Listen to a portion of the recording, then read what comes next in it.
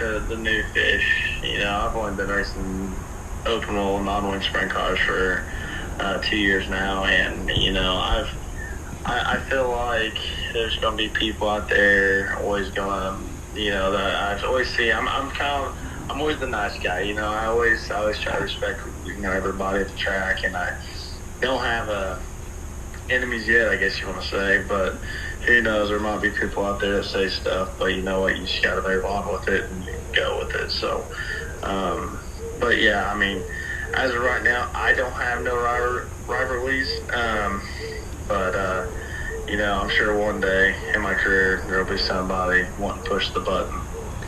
Yeah, hopefully you don't get one like Russ Wheeler in Days of Thunder. Yeah, for sure. No one would want a rival like that. Absolutely. Getting stuck in the wall. Yeah, and you telling your crew to change your tires when the race is over. Yeah, absolutely. Yeah. So, what are your ambitions for racing in the future? You want to go to NASCAR, IndyCar? What is it? I don't know. It takes a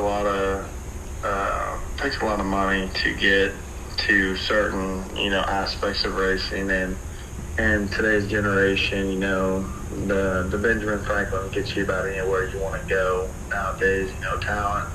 Talent's very rare to be brought up through, and I'm just gonna keep plugging along with my life and racing. If it intends to be that, be at the top level, that'd be great. But you know what? Some people make it, some people don't, and you just gotta live with that. So I don't know what my future holds. Just gotta keep trucking along, and hopefully the right path chooses me, and I can continue forward with my career. Yeah, I know what you mean. So, yeah. Let me think. Oh, yeah. What stories do you want to share about your career? I got a few of them. Let's see here. Which one do I want to tell first? Let's just start with last year with racing season stuff.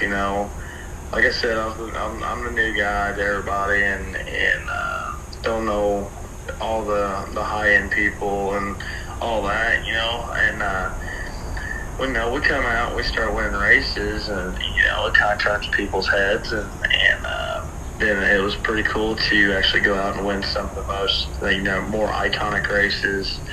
One probably on top of my list right now is probably the Chuckamani 68. We run 68 laps, and in memory of the guy that has won many races in his career, and also with me driving for the guy that I'm driving for, he actually, him and Chuck actually got together. So it's pretty cool to be able to win that race for them, being the first race they've ever won of the Chuckamani Classic, and kind of holds, an iconic deal for me, and super awesome to be able to be the first one to do it for them, and yeah, just I don't have a whole lot of stories to tell about it all. But on the sprint car side, on the main sprint side, I ran main sprints for probably, I want to say 13 years, and when they were USAC national and stuff, I got to win the USAC national title in the main sprint class, and was able to win a lot of races in a home built race car, that got built on a floor, and was able to win probably, I bet I won 25 to 30 races in that car, and I bought that car for $750. It was the cheapest race car I ever bought, and it definitely won a lot of money, and I was able to do that as, I was the car owner of that time. It was just kind of me and my dad running around, racing and stuff, just having a good time, and we were definitely budget racers, but we made everything very efficient at the time. So, but yeah, them are probably the two most iconic stories that I got for you. Like I said, my career's just really now taken off, and I'm sure there'll be more stories to add after that. Yeah, for sure. Hopefully, hopefully motorsports will get to a point where talent, can get more opportunities rather than a PhD. A Papa brings dough, or Papa has dough.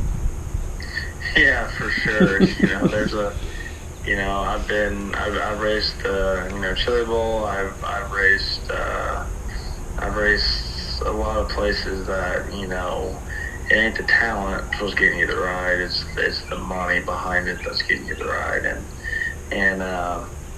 it sucks that it's came to that, and people will say what they want to say about me saying that, but it is what it is. If you're in that position, they know exactly what I'm talking about.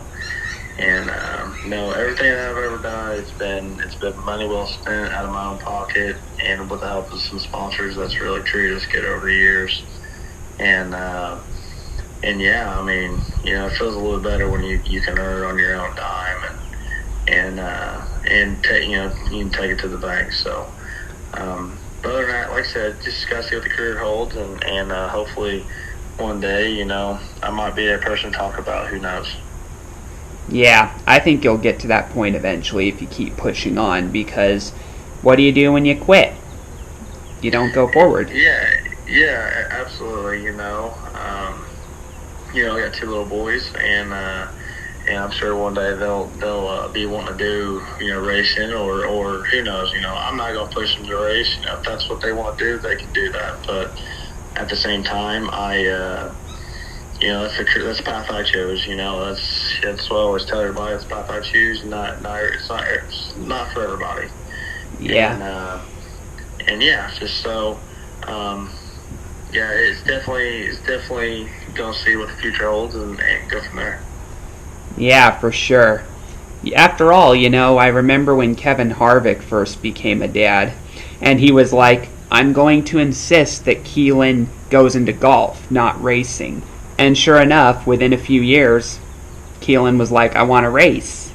yeah, absolutely. Because you got, if your kids are gonna see you doing that, they're gonna be like, oh, what's Dad doing? So, Yeah. eventually, you put it in their blood, and then, they're gonna give it give it their shot, and you're gonna just remember all the times that someone was rough on you, all the times that someone really pushed you hard. You want to push your kid just as hard, but at the same time, you gotta have respect for it too. So, but yeah, I mean, if they want to race, I'll be 100% to give them, everything I can afford to, but at the same time, I'll make sure they earn it, respect it, and as what we say, don't, what'd you call it now? The Papa has dough, PhD.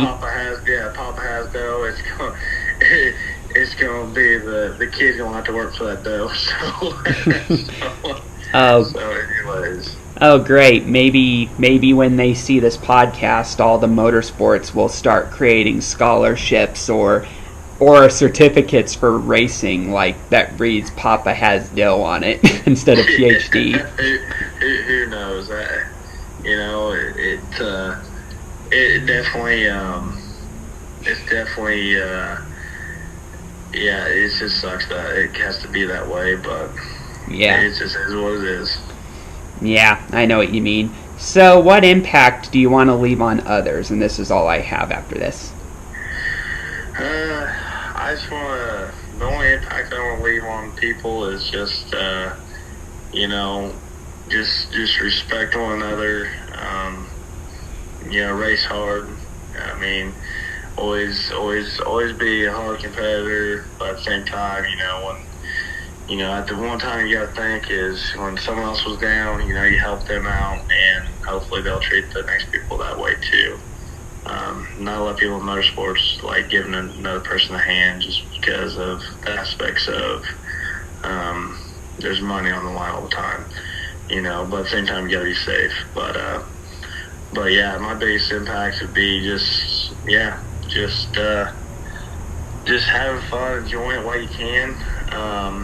And hopefully, my my personality or my respect will lead off to somebody at a young age, and hopefully they can go and do the same thing to others. Yeah, that sounds good. Where can people find you? You guys can find me on Trammell Racing on Facebook. We usually do all our videos and stuff on there, and all our sponsorships. We tell everybody about our sponsorships.